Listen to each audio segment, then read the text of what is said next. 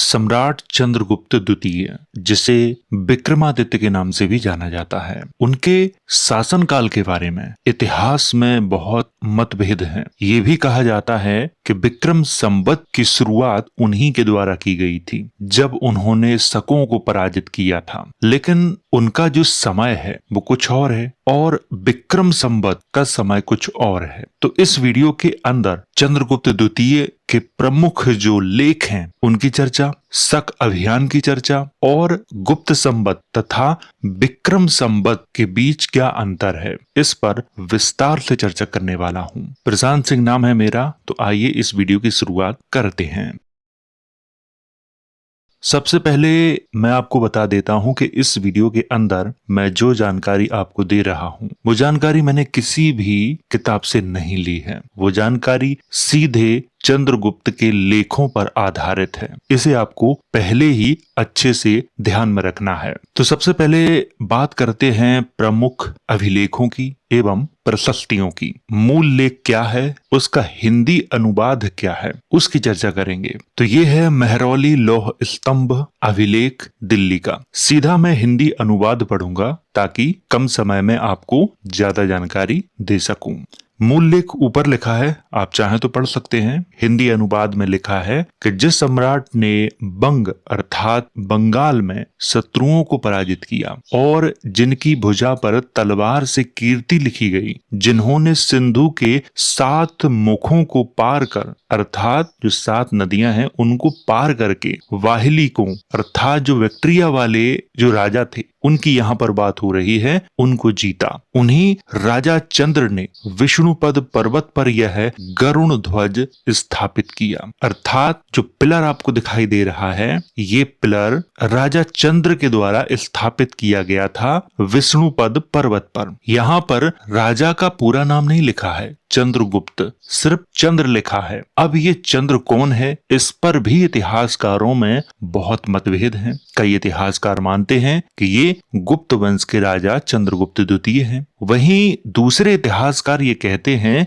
कि आप ये कैसे तय कर सकते हो कि ये चंद्रगुप्त द्वितीय ही है। तो इसे भी आपको समझना है कि इसमें भी विवाद है। तो ये आपको समझ में आ गया होगा। उदयगिरी गुहा अभिलेख जो मध्य प्रदेश में है, हिंदी अनुवाद में लिखा है, पाटलिपुत्र निवासी कवि व मंत्री वीरसेन व्याकरण, राजनीति व न्याय का ज्ञाता, समस्त पृथ्वी को जीतने के उद्देश्य से निकले सम्राट चंद्रगुप्त के साथ मालवा आया था। उसने भगवान शंभू के प्रति भक्तिवश इस गुहा मंदिर का निर्माण कराया। उदयगिरी गुहा लेख में ये लिखा है। तो यहां से ये समझ में आता है गुप्त वंश के राजा चंद्रगुप्त द्वितीय के यहाँ पर जो कवि था और मंत्री था वो पाटलिपुत्र का था, जो व्याकरण, राजनीति और न्याय का ज्ञाता था। उसका नाम भी आपको ध्यान रखना है, वीरसेन नाम था उसका। जब चंद्रगुप्त द्वितीय ने पृथ्वी को जीतने की योजना बनाई, पृथ्वी का मतलब ये नहीं है कि संपूर्ण पृथ्वी, उस समय राजा पूरे जम्मू द्वीप पर अधिकार कर लेने मात्र को ही पृथ्वी का विजेता स्वयं को घोषित कर देते थे। और जब उनके मंत्री प्रशस्तियां लिखवाते थे, प्रशस्तियों का मतलब है प्रशंसा में लिखी गई, और मंत्रियों का, दरबारियों का तो काम ही होता था राजा की प्रशंसा करना, छोटी छोटी बातों को बढ़ा चढ़ा के लिखना। वही प्रशस्तियां आज भी प्राप्त होती हैं। तो इतिहासकारों को इस बात का भी ध्यान रखना चाहिए कि अगर कोई लेख है, स्वयं उसे राजा लिखवा रहा है, तब तक वो सही है। लेकिन अगर उसका कोई मंत्री लिखवा रहा है और वो प्रशस्ति है, तो उसमें सारी बातें सही हैं ये जरूरी नहीं है। क्योंकि मंत्री लालच के चक्कर में, राजा को प्रसन्न करने के चक्कर में उनकी झूठी तारीफ भी किया करते थे। भारत में कई प्रशस्तियां आपको ऐसी मिल जाएंगी छोटे छोटे राजाओं की, जिन्हें पृथ्वी का विजेता बताया गया है प्रशस्तियों में, और वो प्रशस्तियां उनके मंत्रियों के द्वारा लिखी गई हैं। तो हमें इस बात का भी अच्छे से ख्याल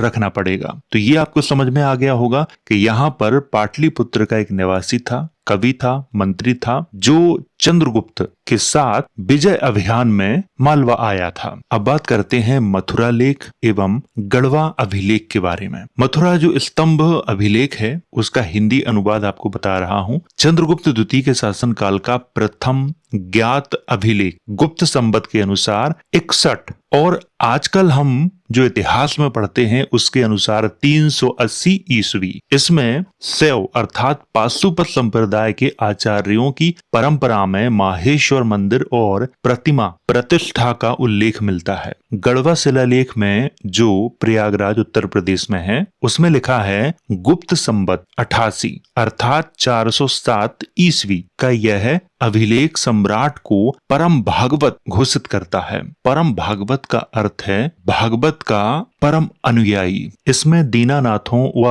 अनाथों के सदा व्रत हेतु 10 दीनार दान देने का साक्ष्य मिलता है। ये आपको ध्यान में रखना है। मैं थोड़ी थोड़ी जानकारी आपको दे रहा हूँ, पूरा लेख पढ़ के नहीं बता रहा हूँ। आपको ये लेख इसलिए बता रहा हूँ ताकि आपको ये समझ में आ सके कि चंद्रगुप्त विक्रमादित्य का जो समय है वो क्या है, क्या उनके द्वारा विक्रम संवत चलाया गया था, ये बताना मुख्य उद्देश्य है। सांची का शिलालेख जो मध्य प्रदेश में है लिखा है महाराजा धीराज चंद्रगुप्त के सेनापति आम्र कारदव ने काकनाद बोट अर्थात सांची के बौद्ध महाविहार में निवास करने वाले आर्य भिक्षु संघ को 25 दीनार एवं ईश्वर वासक गांव दान में किया था। यह सम्राट चंद्रगुप्त द्वितीय की महान धार्मिक सहिष्णुता की नीति को दर्शाता है। उन्होंने पाशुपत संप्रदाय के अनुयायियों को संरक्षण दिया, वैष्णव संप्रदाय के अनुयायियों को संरक्षण दिया। उस समय जो बौद्ध धर्म के अनुयायी थे उन्हें भी दान दिया और जैनों के दान का भी उल्लेख है। तो ये थे उनके प्रमुख अभिलेख जिनके बारे में मैंने चर्चा की। अब बात करते हैं शक विजय अभियान एवं सकारी उपाधि के बारे में, क्योंकि विक्रम संवत की जो कहानी है वो यहाँ से प्रारंभ होती है। शक राजा रुद्र सिंह तृतीय पर ऐतिहासिक विजय एवं साम्राज्य विस्तार की चर्चा यहाँ से शुरू करते हैं। शक विजय की रणनीति। वाकाटक गठबंधन। आक्रमण से पहले अपनी पुत्री प्रभावती गुप्त का विवाह दक्षिण के शक्तिशाली जो वाकाटक राजा थे रुद्रसेन द्वितीय से विवाह कर दिया था ताकि दक्षिण की जो सीमा है वो सुरक्षित रह सके। विदिशा उदयगिरी को अग्रिम सैन्य केंद्र बनाया था उन्होंने, जहां सम्राट स्वयं संपूर्ण सेना के साथ उपस्थित रहे।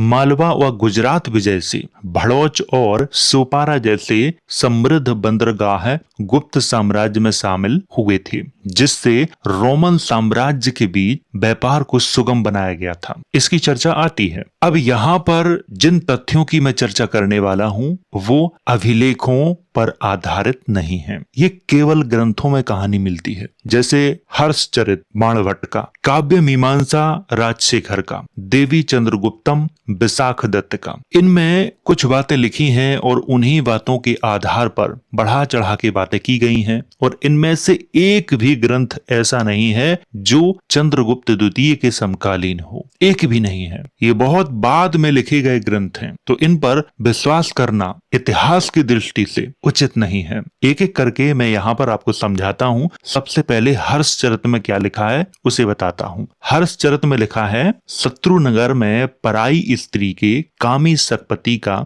स्त्री वेश धारण कर चंद्रगुप्त ने वध कर दिया। काव्य मीमांसा में लिखा है रामगुप्त द्वारा संधि में ध्रुव स्वामिनी सौंपने के बाद चंद्रगुप्त ने अभियान चलाकर विजय पाई और कीर्ति स्थापित की। देवी चंद्रगुप्तम में लिखा है स्त्री वेश में गुप्त रूप से शिविर में प्रवेश कर शक राजा रुद्र सिंह तृतीय का वध करने की साहसिक योजना का वर्णन। तीनों में अलग अलग जानकारी मिलती है, किस पर विश्वास किया जाए। इसीलिए मैं किसी भी राजा का इतिहास जब भी आप लोगों को पढ़ाता हूँ तो उसके द्वारा लिखवाए गए लेखों को सबसे ज्यादा महत्व देता हूँ, क्योंकि बाद में कवियों ने बढ़ा चढ़ा के बातें की हैं, लंबी लंबी कहानियां बनाई हैं। जो तथ्य उस समय नहीं थे उन तथ्यों को जोड़कर एक छोटे से राजा को बड़ा महाराजा बनाया है। लेखों में कहीं कहीं पर भी इस तरह की कोई कहानी नहीं मिलती है, लेकिन ये इस तरह की कहानियां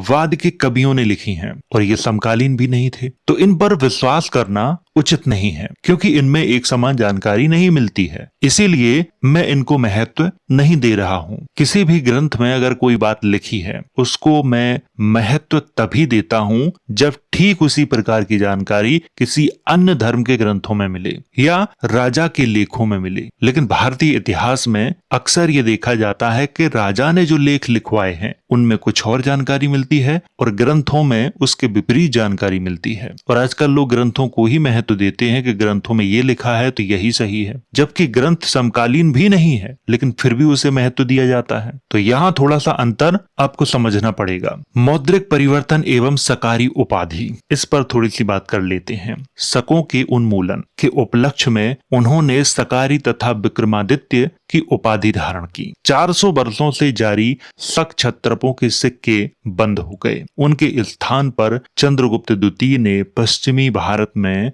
गरुण चिन्ह वाले चांदी के सिक्के चलाए। गुजरात से शकों का शासन समाप्त हुआ और गुप्त साम्राज्य का विस्तार हुआ। यहाँ पर थोड़ा सा समझना है, गुप्त वंश के समय में और खास तौर से चंद्रगुप्त के समय में शकों का जो शासन था वो गुजरात वाले क्षेत्र में था और उस समय रुद्र सिंह तृतीय नाम का राजा शासन कर रहा था। तो इतिहास में एक गलती और की जाती है, वो ये है कि सारे भारत से शकों को खत्म कर दिया, जबकि आज भी शकों के वंशज गुजरात में हैं, पूरे भारत में हैं। गुजरात तो एक बहुत छोटा सा हिस्सा है। शकों का शासन समाप्त हुआ लेकिन सारे शक समाप्त नहीं हुए। चंद्रगुप्त द्वितीय ने रुद्र सिंह तृतीय के खिलाफ अभियान चलाया था। हार हुई या जीत हुई इसकी जानकारी नहीं मिलती है, लेकिन सिक्कों से समझ में आता है कि रुद्र सिंह तृतीय की हार हुई थी, क्योंकि अभियान के बाद शकों के जो सिक्के वहां चलते थे वो चलना बंद हो गए थे। इतनी जानकारी लेखों से प्राप्त होती है। गरुण चिन्ह वाले चांदी के सिक्के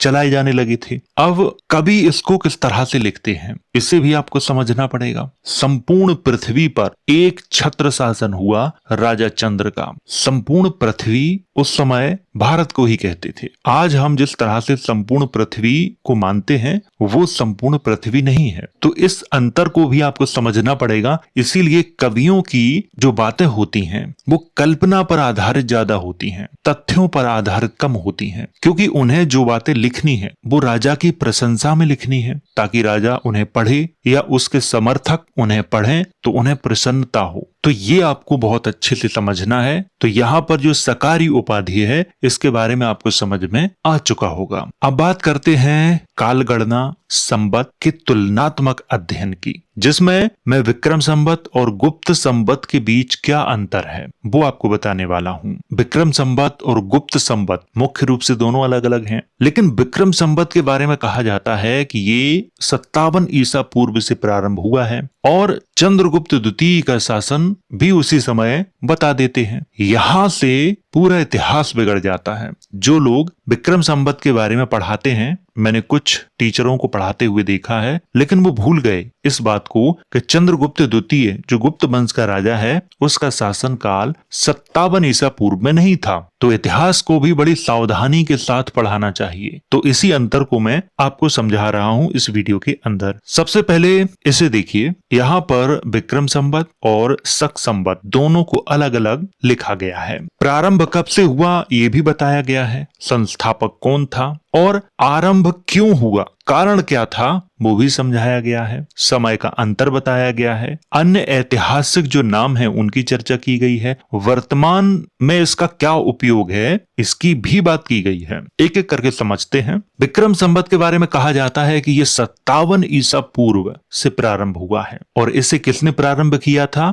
राजा विक्रमादित्य ने, जो उज्जैनी का शासक था। लेकिन 57 ईसा पूर्व में विक्रमादित्य नाम का कोई भी राजा उज्जैनी में राज्य नहीं करता था और खास तौर से उसका नाम चंद्रगुप्त द्वितीय नहीं था। ये भी आपको समझना है। और ये शुरू क्यों किया गया था विदेशी शकों पर विजय की स्मृति में। 57 ईसा पूर्व में शकों का शासन था, ये सही है, लेकिन किसी ऐसे युद्ध का उल्लेख नहीं मिलता है जिसमें शकों की पराजय हुई हो, और खास तौर से भारत वाले क्षेत्र में। आज की दृष्टि से ये बताया जाता है, जैसे आज 2026 चल रहा है, तो 2026 में 57 को जोड़ दो तो 2083 आता है। तो हिंदू पंचांग के अनुसार जो समय है वो 2083 है, ये आपको समझना है। विक्रम संवत और गुप्त संवत में अंतर कितना है? बहुत अंतर है, 376-77 वर्ष का अंतर है। विक्रम संवत को कृत संवत एवं मालव संवत भी कहते हैं। यहाँ पर कृत जो संवत लिखा हुआ है ये स्पष्ट नहीं है, लेकिन इतिहासकारों ने अपनी राय दी है, जबकि कृत संवत का उल्लेख कहीं भी नहीं आया है। कृत वर्ष लिखा है लेकिन कृत संवत नहीं लिखा है। मालव संवत की बात आई है, ये स्पष्ट है, राजाओं के लेखों में ये लिखा है, लेकिन कृत को संवत के रूप में नहीं लिखा गया है, ये भी आपको अच्छे से समझना है। और विक्रम संवत को वर्तमान में क्या महत्व दिया जाता है उसे भी समझ लेते हैं। इसे ही हिंदू पंचांग कहा जाता है और धार्मिक कार्यों के लिए इसका ही उपयोग होता है। नेपाल में भी ये प्रचलित है। तो आपको यहाँ से ये समझना है कि विक्रम संवत का जो महत्व है वो अलग है। अब बात करते हैं गुप्त संवत की। इसका जो प्रारंभ है वो 319 से 320 ईस्वी के समय हुआ था। संस्थापक जो माना जाता है वो चंद्रगुप्त प्रथम को माना जाता है, जो गुप्त वंश के राजा थे। और ये क्यों प्रारंभ हुआ था ये कारण भी जान लो। चंद्रगुप्त प्रथम के राज्यारोहण के उपलक्ष्य में। अगर हम आज के कैलेंडर से इसकी तुलना करें तो 2026 है अभी, इसमें 319 माइनस कर दो तो 1707 का समय इस संवत के हिसाब से अभी चल रहा है, जबकि विक्रम संवत के हिसाब से अभी 2083 का समय चल रहा है। और गुजरात वाले क्षेत्र में इसी गुप्त संवत को वल्लभी संवत के नाम से भी जाना जाता था, और ये केवल गुप्त साम्राज्य तक सीमित था। दैनिक उपयोग में या धार्मिक उपयोग में इसे महत्व नहीं दिया गया। तो यहाँ से आपको अच्छे से समझ में आ जाना चाहिए कि गुप्त जो संवत है वो अलग है और विक्रम जो संवत है वो अलग है। आजकल जो कहा जाता है राजा विक्रमादित्य अर्थात चंद्रगुप्त द्वितीय, चंद्रगुप्त द्वितीय के लेखों में विक्रम संवत का कोई उल्लेख मिलता ही नहीं है, गुप्त संवत का उल्लेख मिलता है। अगर चंद्रगुप्त द्वितीय ने विक्रम संवत को चलाया होता तो उसके लेखों में इस संवत का उल्लेख जरूर मिलता, जबकि उसके लेखों में गुप्त संवत की बार बार चर्चा आती है। इस अंतर को भी हमें अच्छे से समझना पड़ेगा, लेकिन इतिहासकार इसकी चर्चा नहीं करते। इतिहासकार भारतीय इतिहास को कथाओं से जोड़ देते हैं, जबकि तथ्य अलग हैं और कथाएं अलग हैं। तथ्य कहते हैं कि गुप्त वंश के समय में गुप्त संवत चलता था। कथाएं कहती हैं कि विक्रमादित्य नाम का जो राजा था उसने शकों को पराजित किया, उनका शासन समाप्त किया, सकारी की उपाधि धारण की, विक्रमादित्य की उपाधि धारण की और उसने विक्रम संवत चलाया। अगर ऐसा होता तो चंद्रगुप्त द्वितीय के लेखों में विक्रम संवत की चर्चा जरूर आती, लेकिन विक्रम संवत की चर्चा नहीं आती है गुप्त राजाओं के लेखों में। ये आपको अच्छे से ध्यान में रखना है। विक्रम संवत की शुरुआत किसने की, कब की और क्यों की, इस पर आपको बहुत जल्द वीडियो देखने को मिलेगा, और उसमें मैं आपको एक एक तथ्य बताऊंगा कि किसको छुपाया जा रहा है और ये क्यों झूठ बोला जा रहा है कि विक्रम संवत का संबंध चंद्रगुप्त द्वितीय विक्रमादित्य से था, और क्यों विक्रमादित्य को अर्थात चंद्रगुप्त द्वितीय को 57 ईसा पूर्व में ले जाया जा रहा है, जबकि ऐतिहासिक तथ्य कहते हैं कि चंद्रगुप्त द्वितीय का जो शासन काल है वो 57 ईसा पूर्व में नहीं था। इसे आपको बहुत अच्छे से समझना है। इसमें मैंने एक एक पॉइंट को अलग अलग करके आपको समझाया है कि विक्रम संवत क्या है, गुप्त संवत क्या है और दोनों किस तरह से अलग अलग हैं। दोनों क्यों प्रारंभ हुए इसकी भी चर्चा की, कारण क्या था इसकी भी चर्चा की है, किसने शुरू किया इसे भी बताया है। तो मैंने बहुत अच्छे से आपको समझाया है कि विक्रम संवत और गुप्त संवत में क्या अंतर है। विक्रम संवत के बारे में जो कहा जाता है कि विक्रम संवत इसलिए प्रारंभ किया क्योंकि शकों को पराजित किया, लेकिन जब आप विक्रम संवत का इतिहास पढ़ोगे कि ये शुरू कहां से हो रहा है तो आपको समझ में आएगा कि शकों को पराजित करने के कारण इसे शुरू नहीं किया गया था। इसके शुरू करने का कारण ही कुछ और था। उसकी चर्चा मैं आने वाले वीडियो में जरूर करूंगा। एक एक तथ्य तथ्यों पर आपको विस्तार से जानकारी दूंगा। तो वीडियो अगर अच्छा लगा हो तो इसे लाइक करें, शेयर करें। वीडियो देखने के लिए धन्यवाद।